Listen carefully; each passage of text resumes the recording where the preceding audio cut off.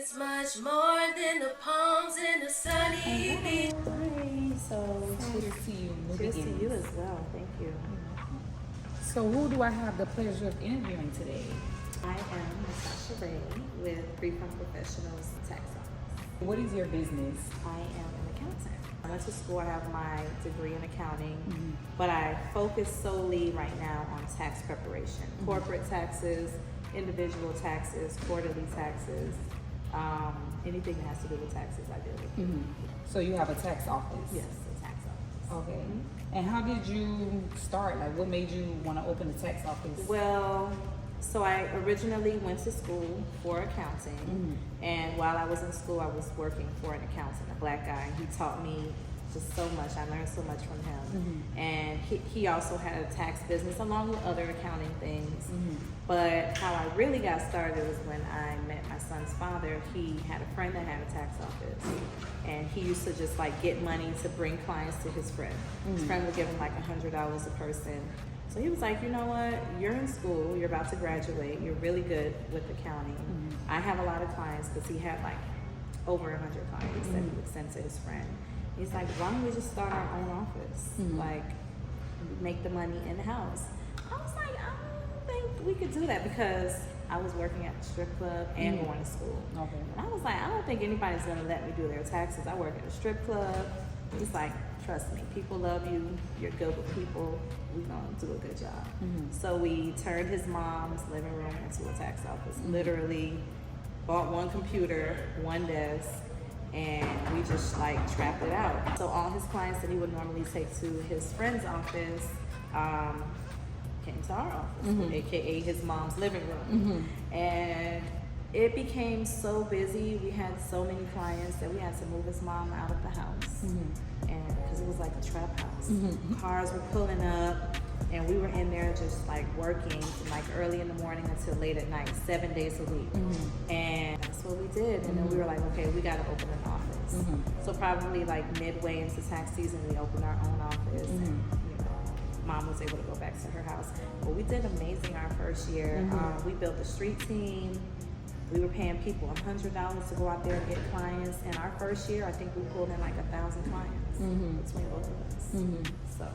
So how long have you been in business? This year was my 15th tax season.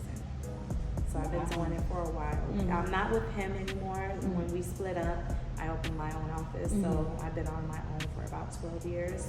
I only did 3 years with him, but yeah, I love it. I would not trade it for the world. So do you only open during tax season? Yes, so my office is open half of the year. So from January to May. Tax season ends April 15th, but I stay open a little longer because refunds are still coming in. People still need help. And then I file extensions.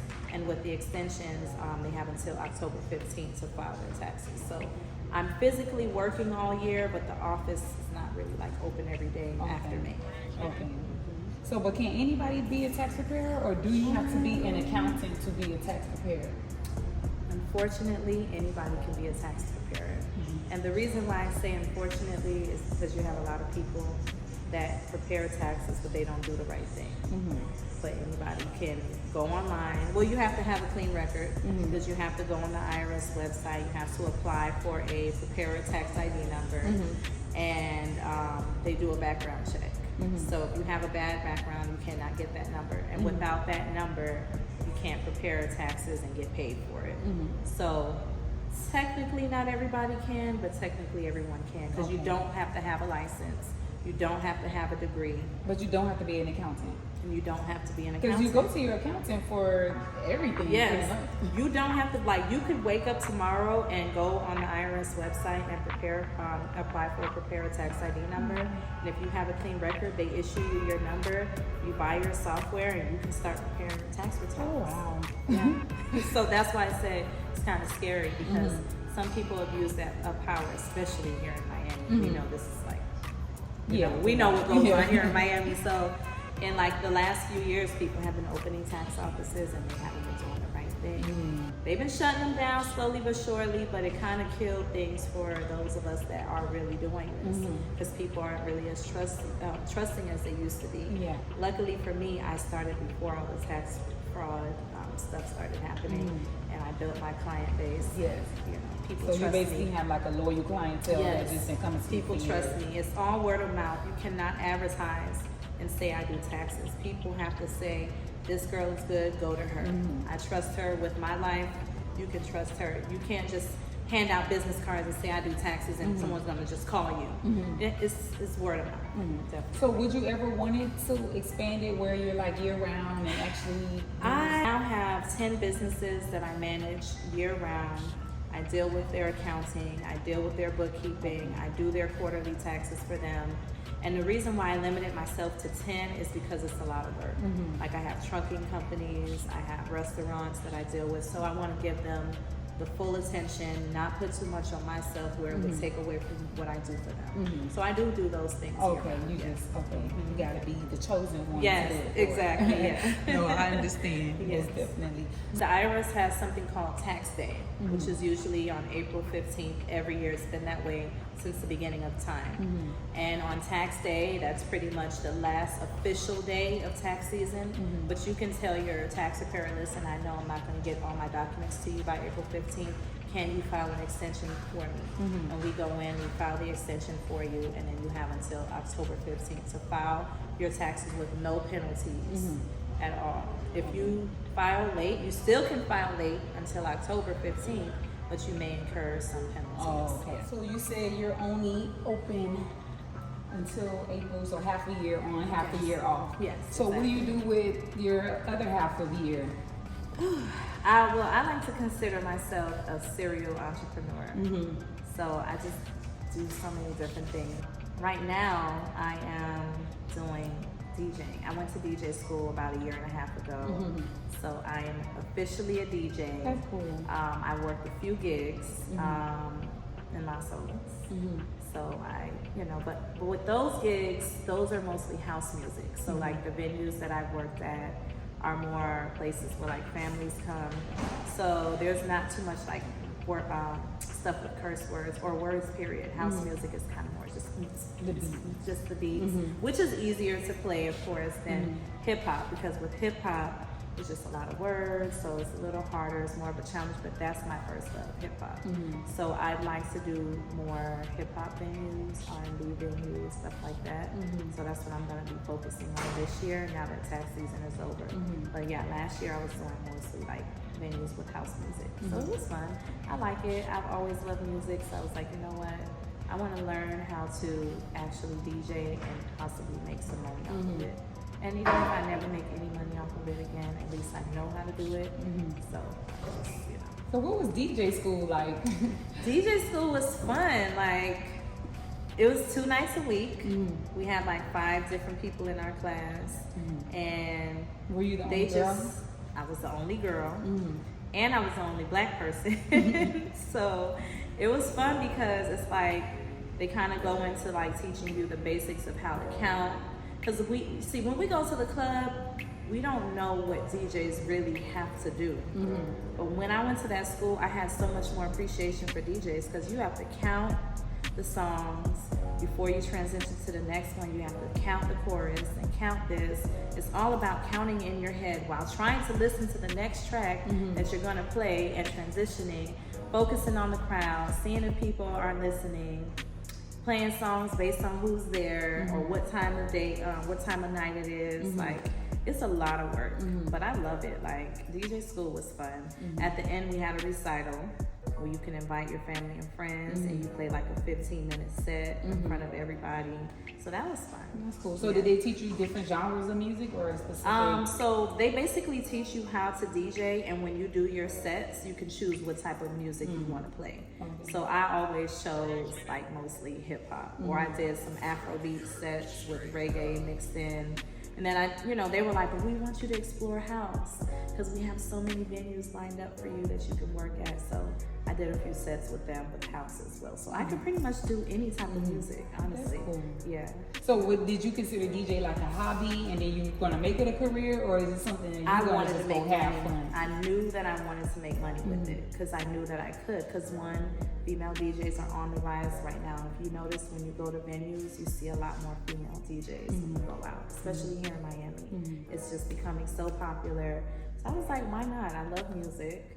I have so much time when tax season is over on my hands. And then the guys that taught me to DJ, play in Vegas at big venues, played with the Miami Heat, like they can get you really big jobs.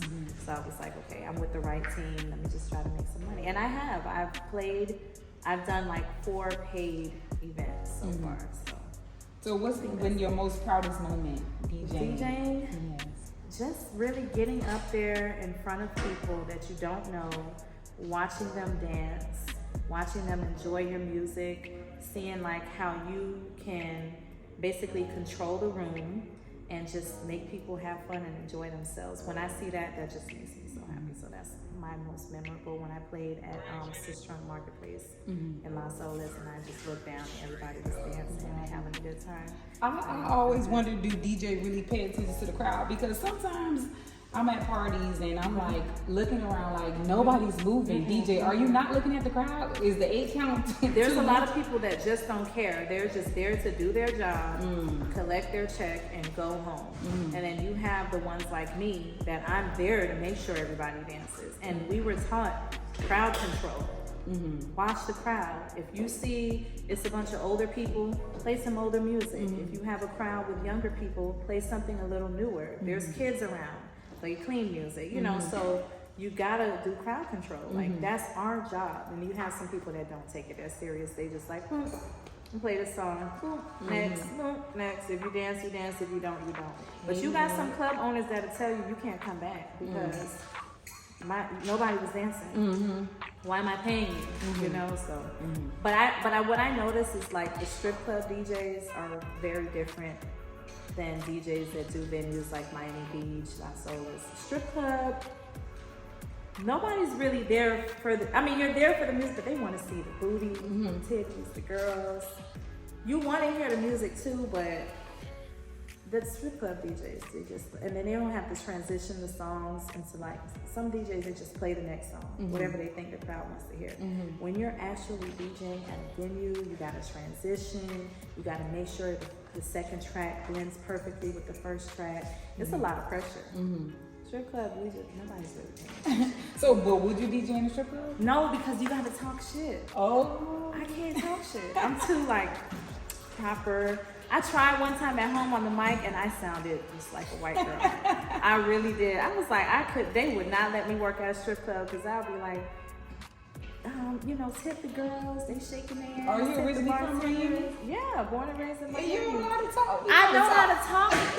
You know, 5 drink minimum, you know, whatever, Okay. but 2 drink minimum, not 5, they'll be drunk, but 2 drink minimum, like I know how to do it, but when I speak, because I'm such a professional, I can't turn the professional side off when I'm on the mic and get ratchet. I've tried and it just didn't work. So what is something you would tell to your younger self? Well, I would have told my younger self not to leave my mom's house when I was 16. So you left on your own? Yeah. I left my mom's house when I was 16 because my mom was very religious and she didn't let me do anything. I could not even leave the gate. I had to just go to school, come home. I couldn't hang with friends, nothing.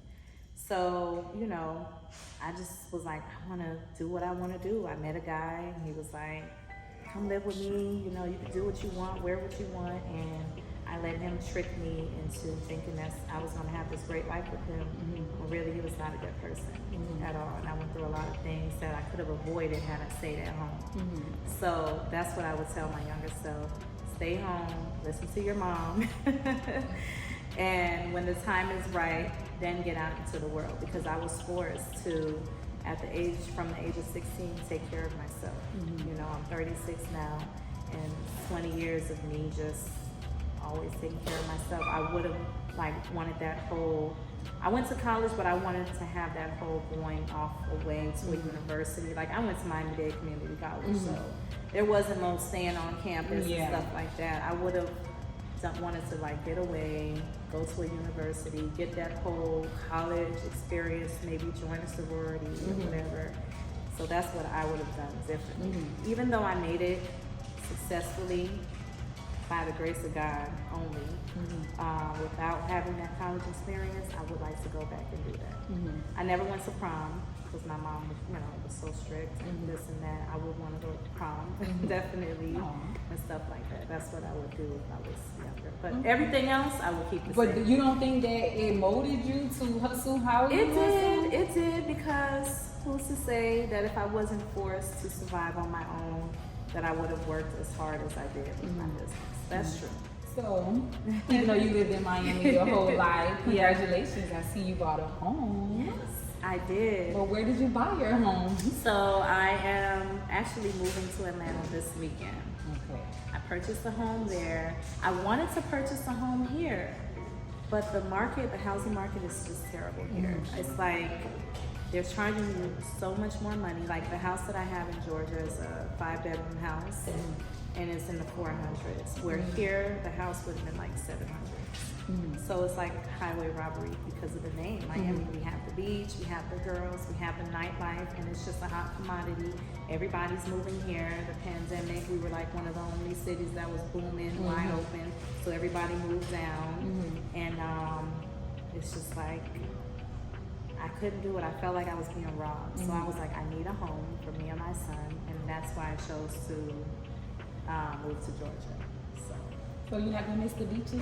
Of course. Oh, you're gonna be back. It's up the street. I have a feeling I'm gonna be back. You don't? I have a feeling I'm gonna be back. People gonna be inviting me to come back for this and inviting me to come back for that. I'll be back. I'll definitely be back. But I'm excited to go somewhere that's quiet, calm. I've been living the city girl life my whole life, and I'm tired. I'm ready to just relax and unwind. Well, congratulations. Thank you. So whenever you do a How to Make It in Atlanta, come see me. I was thinking I probably should do it because Miami ain't really messing with me like that. I bet if I go to another city, they'll probably be jumping on my every tail. night you're going to be doing 2 or 3 interviews up there because the energy up there is just different. It's more for the black people there. Here is more Hispanic. Atlanta, black people, black entrepreneurs have way more opportunities there than here. So, come on up there, girl. You have clearly been making it in Miami. So how do you make it in Miami? In order to make it in Miami, you gotta have heart. You gotta have drive. Your talk game has to be on point. You gotta be able to talk to whoever, whenever, however, about whatever. You gotta be cute. Stay cute all the time. Keep your hair done, nails done, feet done, outfits. But most importantly, you gotta be a hustler. If you are not willing to hustle, because it's very expensive to live in Miami. Every year it gets more and more expensive. You have to have several streams of income. You can't just say, I'm gonna just go to work, come home, and that's it. You need your job, and you need a side job after that. Then you need a side business. You gotta have several streams of income here in Miami, because if you don't, you won't be living comfortably. All your money's gonna go to your rent and your car payment. And you won't be able to travel, have fun, do those things. So definitely multiple streams of income. You gotta have that for sure. So tell the people where they can find you if you want new clients. So that's the thing, Jolie. You made me realize that because I've been doing what I'm doing so long, like when I started doing taxes, there was no social media. You know how everybody got those pictures with their arms folded? Nobody was doing that back then. We were really just grinding, hustling, getting clients, working. So I don't have like a website for my business. I don't really have an Instagram page for my business. I don't even have business cards anymore. Once I ran out, I didn't get any more, because it's like my business is word of mouth. And I built my business from the ground up. My clients are what grows my business. I don't advertise. Okay. Because I feel like with taxes, it's such a personal thing. People have to really trust you, and I don't think you can advertise trust. But what I could do is we can put my phone number on here, and my booking app if they want to book an appointment with me. And I do all 50 states. I have clients in Hawaii, Alaska, like everywhere. So I can do every state. Wherever you guys are, you can find me. If you're interested in getting these types of stuff like the best, then hit me up. Thank you. No problem. Thank you for having me. I appreciate it. And cheers to you just doing an amazing thing. Thank you. Salud. Salud.